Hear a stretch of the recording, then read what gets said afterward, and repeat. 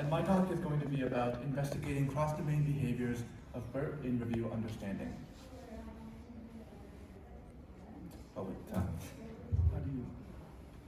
Yeah.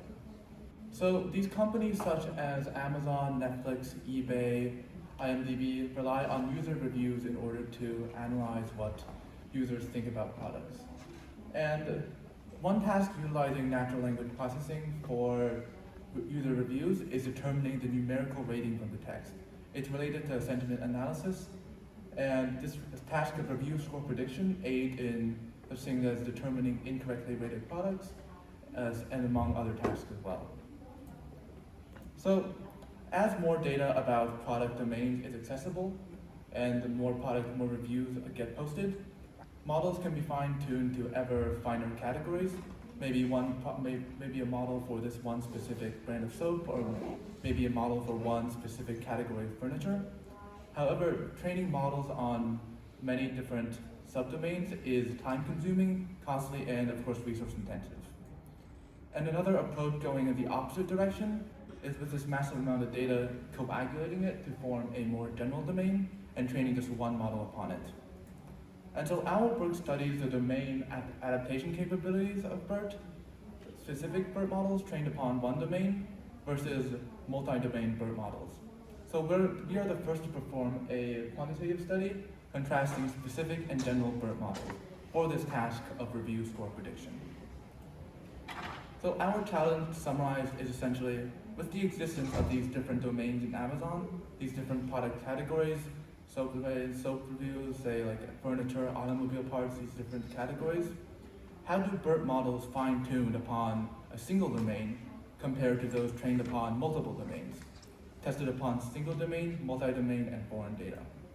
For example, if we have a model trained upon a single domain, the blue one here, and a model trained upon multiple domains, how do they compare upon that one domain, those multiple domains, and a foreign data set?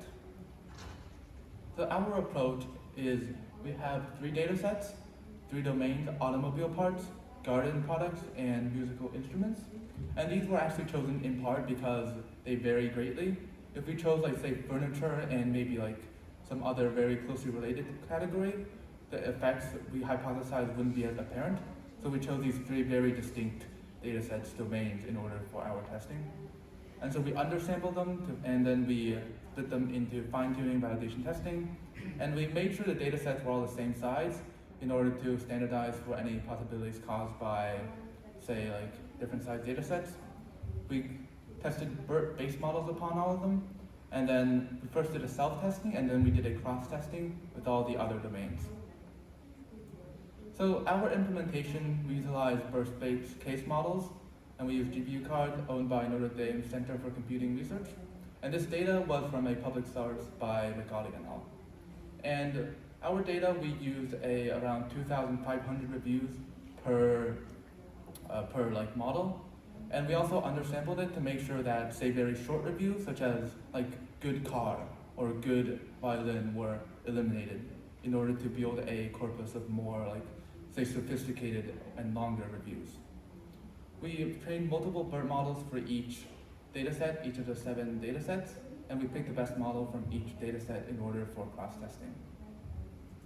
Here are our results. We used the RMSE root mean squared error metric for measuring. And on the diagonal there is the self-testing, so each model with its own dataset. And the bolded values here represent the best value in each column. And as you can see here, the best values for the more general, the greener areas, they're usually the actual models themselves. But for these columns, the best models were actually sometimes the more general models, which we'll go over a bit later. It's the thing like why that would happen. And for just interpreting some observations from this table, down here some observations are that, first of all, these 4 data sets here, on average, these are these columns average, models performed in general better upon them, mostly because of some categories. These, for example, this data set, both the automobile model and the music model performed well upon it, given that it's a combination of the 2 data sets. Whereas for these, more specific single domain data sets, only the models trained upon that single domain can perform well. And that's just a cause of the effects of blending data sets, domains together. And more interestingly, it seems if you look down here, data sets, even single domain data sets, vary in difficulty. The difference between automobile data and this garden data, it's a pretty large jump from 0.767 to 0.712, a better result. And we hypothesize that somewhat because of the differences in user text in these domains. Because going over these automobile reviews, we looked at a couple of them, and it seems that these reviews have more easier vocabulary in a sense. They use more adjectives such as good, bad, great, worse. Whereas for maybe the music or the garden domains, more technical vocabulary was used that still signified a 1 or a 5-star review, but was more difficult for the BERT model to interpret. And there will be some examples later on to show that fact. And on the right here, on the right, these are the averages of the models. And again, even in the specific models, the single domain models, the automobile performed significantly better than the garden model. And this was also, we hypothesized, due to differences in the domains themselves, the single specific domains. And so these boxes here, so this red here signifies that, for example, music tested upon this data set was worse than the baseline, the self-test diagonal in this category. From this top right here, we can see that almost all of the single domain models tested upon multi-domain data performed worse than the baseline. Whereas over here, almost the opposite is true. Almost half of the multi-domain models tested upon single domain data outperformed the baseline of the diagonal. So even though in some cases, for example, the automobile model outperformed, was very excellent towards this data. In other cases, the more general models outcompeted these specific models. And so here are just some averages. As you can see, some of the points illustrated above, these 2 or 3 domain models almost always outperformed, but still these single domain models towards their own single domain data set performed better. They still retained an advantage towards the data set they have been trained towards. Here are just some review examples illustrating some points. So this first one is from the music domain. I'm another reviewer who has, upon personal inspection, discovered that the rear light of the stand is too short to provide steady support for any beloved guitar. I returned it. I first typed brands similar in appearance but more intelligently constructed. So humans, we can interpret this as a 1-star review. This isn't positive. But as mentioned before, some reviews have very obvious negative or positive sentiment, such as very well here or easy to use, very good. Whereas here, there aren't that many very obvious adjectives, or very obvious negative or positive. So even though the true rating is 1, all 3 of the model examples here predicted poorly upon it. The automobile, the most foreign model, predicted the worst, predicting a 4. The music did a bit better, but this here, the general model, the automobile plus the music, it predicted a 2, the closest of all the models. And here is just a very easy review. An example of the spare is very well built. They lost accuracy on specific data towards the specific model to a specific model, a single domain model, tailored to respond to that input. I'm sure that approach is being used in industry today, though it is resource intensive, which is the downside of it. It does, however, leverage the strengths of both general and specific models. And so some further experimentation would be testing different categories and a greater number of reviews.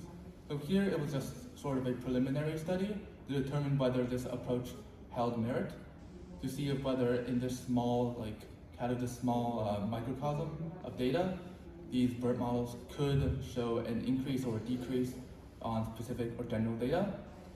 Expanding this to, because Amazon has so many other categories, I just have 10 here, but I'm sure there are hundreds, thousands, ever more specific categories with lots of data.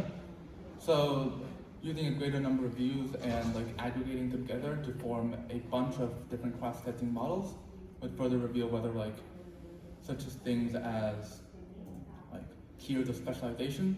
If we have a model with like maybe 70% general specific data with like maybe 30% just random review data, how does that compare to something that's completely specific domain data? And it could also be done on tasks that require weight placed on topic-specific vocabulary.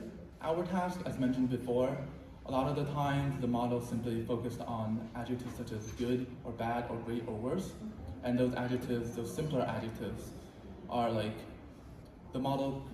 A good car is the same thing as a good like hose or a good violin, and the model doesn't need to place much weight on these more domain-specific vocabulary. But for tasks such as text summarization or keyword extraction, which require deep knowledge of what the domain is about, it'd be interesting to see, like in that direction, how a task that requires knowledge about the domain affects this general versus specific paradigm.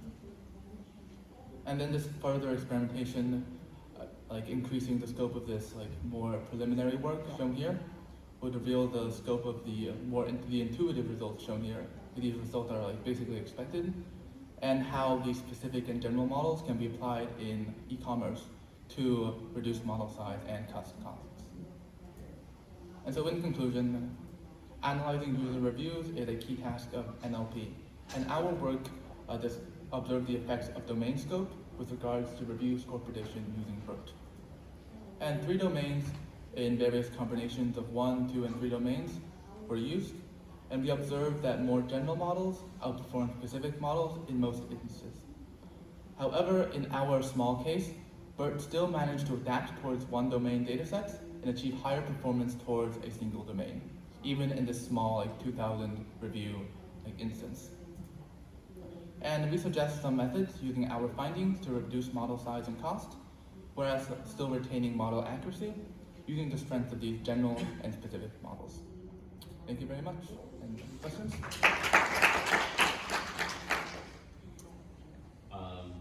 So when you trained models on like 3 domains, were you training on balanced data sets, or like how were you approaching that? So balanced, do you mean like one balanced with respect to the categories? Yes, like 2 domains, it was 1/2 one domain, 1/2 the other domain. 3 domains, it's like 1/3, 1/3, 1/3. Okay. That was ensured. What's the difference in the model sizes? So there's more, is it more data as well as larger models? So here we use just a BERT-based case model. It's like a very simple like foundation level model. And we used a smaller size data set. So I don't know if that like answers what you're asking about. Yeah, so, the number of parameters in the model, for example, are they same for like when you do cross-domain model versus specific domain model? And also like, is the data set larger? So in one case, do you train 10,000 data points versus 30,000 if you have AG in it? the data set sizes were all the same. Like they were all 2,000 like data points per model. And the model sizes were like standardized throughout. Like we trained models upon 7 different models, and then they were tested upon like all 7 data sets.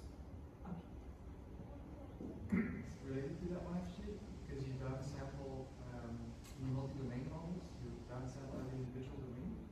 So I wonder if you see a drop in the performance from multi-domain models versus single domain models.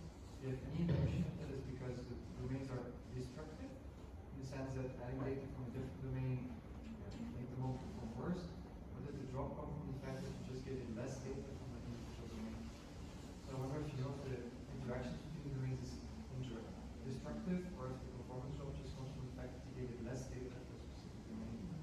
That is a good question. We hypothesize that it's simply because that we just gave it less data. That's because like in this case 2,000 and 1,000 reviews isn't that many, like even like around 700 for the 3 domains. We don't think there's any destructive effect, but that would be an interesting like way to continue with this work. Because realistically, like at Amazon, you would never substantial reviews you have. So one of the benefits of a multi-domain model would be that you have more data to exploit as opposed to single domain. But then it would only work if they're not destructive. Yeah. Good and non-complex means, or wicked or something, meaning music would be good, wicked and some other category would be bad. Just for destructive, yeah, that would be something interesting.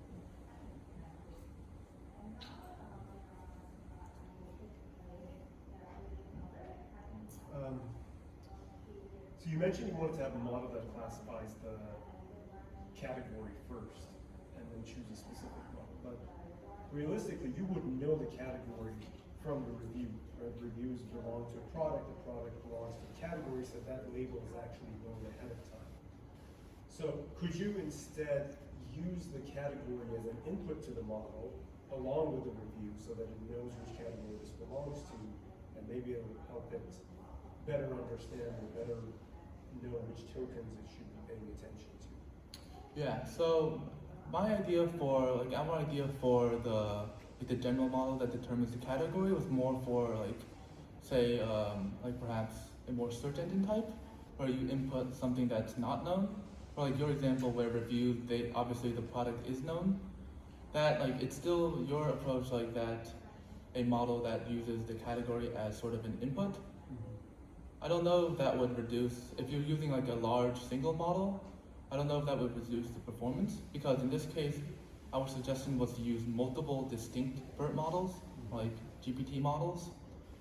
Using that as maybe as an input, the category as an input, I think would sort of make it a multi-domain model, even because you have to analyze a bunch of different categories of reviews, even with the added parameter, the added argument of the domain of the review.